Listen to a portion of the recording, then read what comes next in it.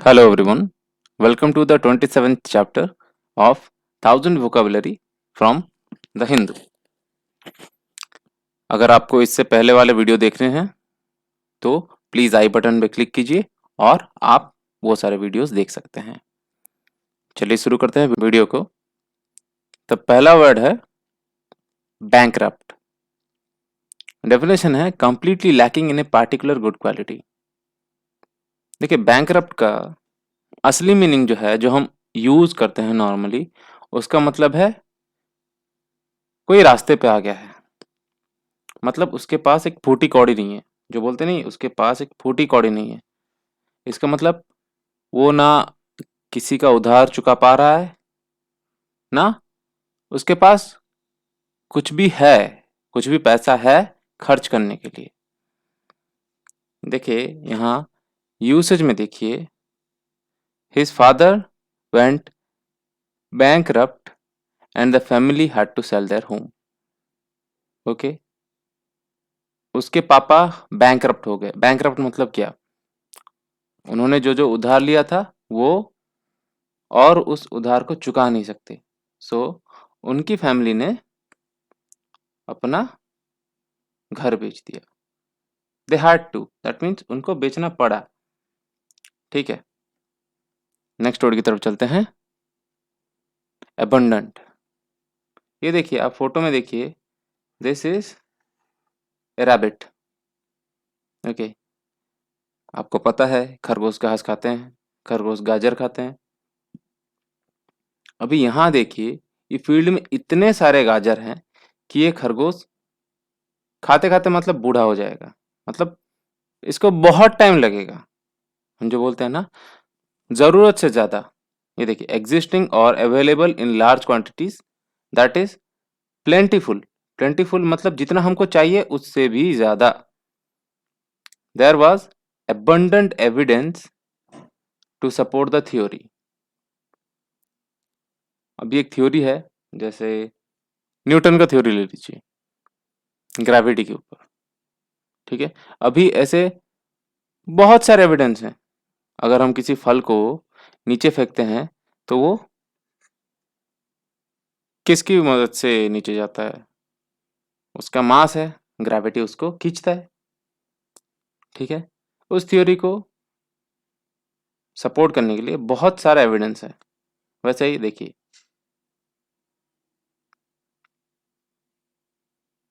इसीलिए अबंडेंट का मतलब है जरूरत से ज्यादा। नेक्स्ट वर्ड है एक्विटल। डेफिनेशन है ए जजमेंट और verdict that a person is not guilty of the crime with which they have been charged.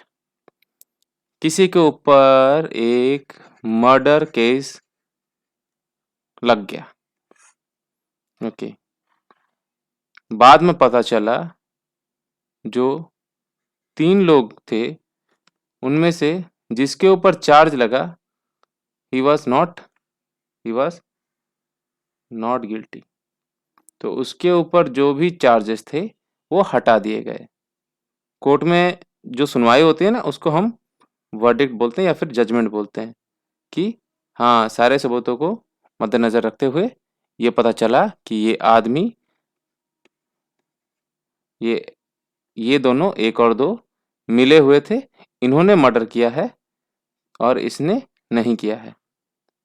ठीक है, तो इसके ऊपर जो आरोप थे वो जब हटाए जाते हैं उसको हम एक्विटल बोलेंगे। नेक्स्ट वर्ड है रूडिमेंट्री। डेफिनेशन है इन्वॉल्विंग और लिमिटेड टू बेसिक प्रिंसिपल। यहाँ देखिए आप फोटो में देखिए 2 + 2 कितना होता है, 4। 5 × 2 10। ये सब बेसिक चीजें हैं, ये सब हम बचपन में सीखते हैं।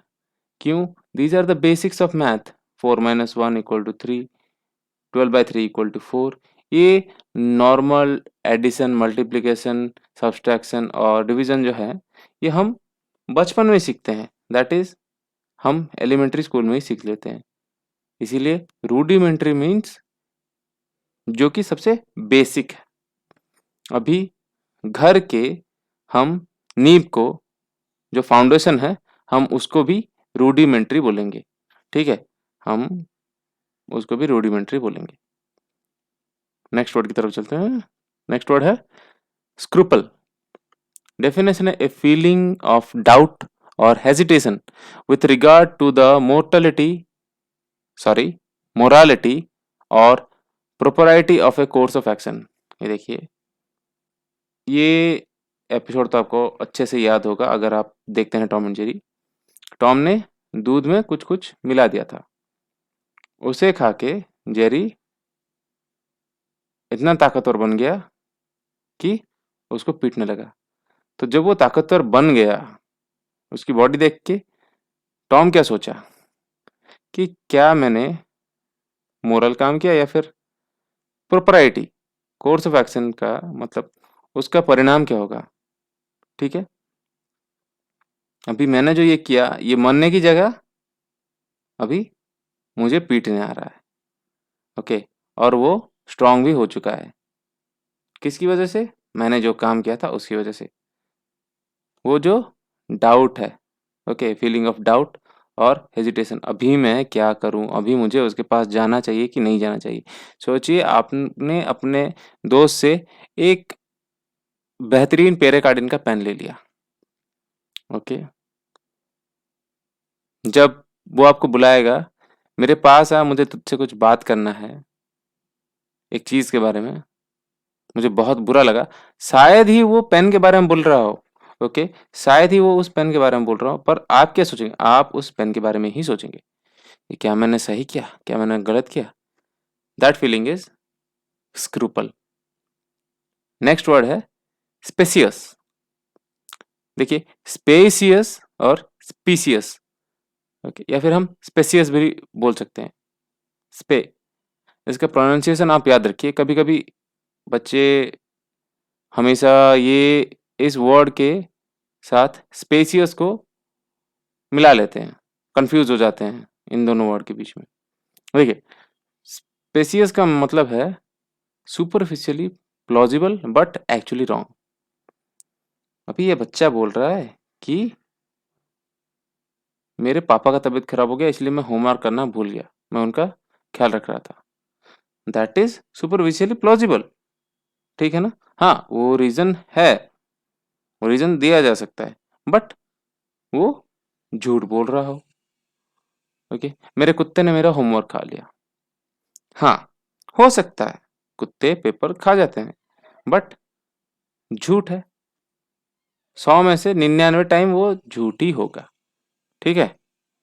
इसीलिए देखिए ये क्या बोल रही है, you are giving specious answers, sorry, specious excuses for justifying not doing homework. तुम ये मुझे गलत सलत रीजन दे रहे हो या फिर झूठ बोल रहे हो मुझे, फॉल्स, या फिर डिसेप्टिव, तुम मुझे धोखा दे रहे हो, ये बोल के कि कुत्ते ने होमवर्क खा लिया। That is specious. Next word है टेनेसियस। डेफिनेशन है tending to keep a firm hold of something, clinging और adhering क्लोजली। देखिए, इसका मतलब क्या है? Tenacity, the quality of not giving up, the quality of clinging on to something, okay? Keep a firm hold. ये देखिए, I will not give up, इसका रोज भागना होगा 5 किलोमीटर्स। इसका गोल है I will run 15 kilometres with in an hour, okay? Per hour ये भागना चाहती है, okay? She can only run 5 kilometres per hour, okay? 5 kilometres per hour की रफ्तार से, या फिर 5 किलोमीटर्स ही टोटल वो भाग पाती है 1 घंटे में, पर उसको जाना है 15 किलोमीटर्स तक। जब तक वो गोल हासिल नहीं करती तब तक वो नहीं रुकेगी। टेनेसियस ग्रिप, ये देखिए, टेनेसियस ग्रिप मतलब ए वेरी स्ट्रॉन्ग विल, ठीक है? जो नहीं छूटने वाला, ना छूटने वाला। जैसे मान लीजिए वो उसका जुनून है, दैट इज टेनेसियस। नेक्स्ट वर्ड है अनअटरेबल। डेफिनेशन है टू ग्रेट और ऑफुल टू डिस्क्राइब। ये देखिए, इस फोटो को देखिए, ये फोटो जिस किसी ने भी लिया होगा, it would have been a really awful experience for him. Okay, देखिए, moments of unutterable grief. Okay, सोचिए आप पानी में से तैर रहे हैं, आपके सामने ही आपके दोस्त को कोई एक ले गया, मगरमच्छ ले गया। That is a moment of unutterable grief. आप रास्ते पे चल रहे हैं, आपके साइड में ही आप किसी को जानते हैं जिसको ट्रक ने उड़ा दिया। That is a moment of unutterable grief. आप उसके बारे में कुछ बोल नहीं पा रहे हैं, आप उसको ठीक से एक्सप्लेन नहीं कर पा रहे हैं, डिस्क्राइब नहीं कर पा रहे हैं, ठीक है? आप उसके बारे में सोचना भी नहीं चाहते, वो आपके लिए मतलब सोचने के लिए नामुमकिन है। ऐसा अगर मेरे सामने हो जाए इस फोटो में जैसे हुआ है, तो मैं तो शॉक में आ जाऊंगा, आप भी शॉक में ही आ जाएंगे। दैट इज अनअटरेबल, जो बोला या सोचा नहीं जा सकता, बियॉन्ड वर्ड्स, हम शब्दों में उसको दर्शा नहीं सकते। नेक्स्ट वर्ड है डिसेंटिएंट। देखिए, in opposition to a majority और ऑफिशियल ओपिनियन। आपके ऑफिस में सोचिए 40 बंदे काम करते हैं, 40 में से 39 बोल रहे हैं, 39 बंदे बोल रहे हैं पार्टी के लिए, और आप हैं, ओके, 39 बंदे यस बोल रहे हैं, one which is you is not accepting the invite. आपको पसंद नहीं है, you are the odd one out, ठीक है? आप, this is a majority. Majority का मतलब क्या है? बहुमत। 39 बंदे, 40 में से 39 बंदे हाँ कर रहे हैं, पर आप ना कर रहे हो, ठीक है? दैट इज डिसेंटिएंट, ठीक है? नेक्स्ट वर्ड है cynicism. An inclination to believe that people are motivated purely by self-interest और skepticism। देखिए, यहाँ देखिए, यहाँ लिखा है क्रिटिक, यहाँ लिखा है सिनिक। चेहरों को देखिए, अरे वाह, तुमने तो बढ़िया काम किया है। देखिए, आप सोचिए किसी दरगाह पे जाके या फिर किसी गुरुद्वारे पे जाके सेवा करते हैं, आपके दोस्तों में से जो आपका क्रिटिक होगा वो बोलेगा अरे वाह, तुम तो अच्छा काम करते हो। जो सिनिक होगा, जिसका बिहेवियर सिनिक होगा, CYNIC, सिनिक, ओके, बोलेगा वाह, अच्छा, जैसे बड़ा तीर मार लिया तूने, ओके। तू इसलिए जाता है ताकि तेरे को लोग पहचाने, so that you will become popular as a good guy, okay, you will become popular as a good guy. वो बोल रहा है तू अपने सेल्फ इंटरेस्ट के लिए, तू सभी के सामने अच्छा दिखने के लिए जाता है गुरुद्वारा,